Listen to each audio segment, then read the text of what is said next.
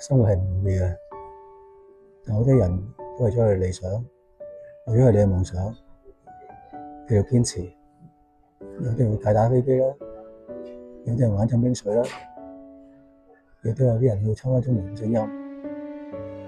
我呢，我係一個平凡人，曾經用我自己嘅事業亦都失敗過，咁多年都係辛辛苦苦為屋企啦，為生活啦。特別係前幾年嚟個新環境，重新開始，係辛苦嘅，但係都冇所謂，都 OK。雖然打幾份工先勉強過生活，但係總算屋企人齊齊整整。但係好不幸，最近連10幾年婚姻都冇埋啦，57歲啦已經，究竟為咩嘢咧？咁我仲有夢想咧？我又打飛機好似冇乜關係，浸冰水唔需要啦，唱歌唔好打我啦。我做咩咧？原來10幾年前仲有一個夢想未實現嘅，一個高爾夫球夢想。嚟到呢個時候啦，其實咁嘅年紀都冇嘢好輸啦，已經亦都唔怕俾人笑。上一年嘅時間，但因為公開賽，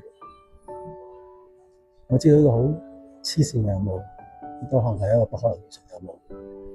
以我而家咁嘅水平，10幾年冇打過波，亦都冇乜時間，因為要做幾份工，錢係更加冇晒添嘛，成身出戶咗佢哋。所以喺咁嘅環境之中，你點解可以做得到咧？但我覺得做得到都好啦，我都想試下。10幾年前冇做到，10幾年後今日都再唔做，咁10年之後，我再問下自己，究竟我做咗啲乜嘢咩？困難你冇所謂，起碼俾自己一個藉口，唔係再為生活，亦都唔係再為生存。起碼我都有夢想，我都想有夢想去追。嚟緊呢年時間，呢個旅程，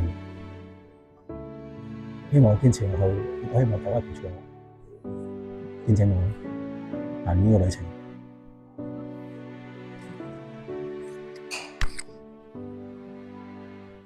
I tried so hard and got so far. In the end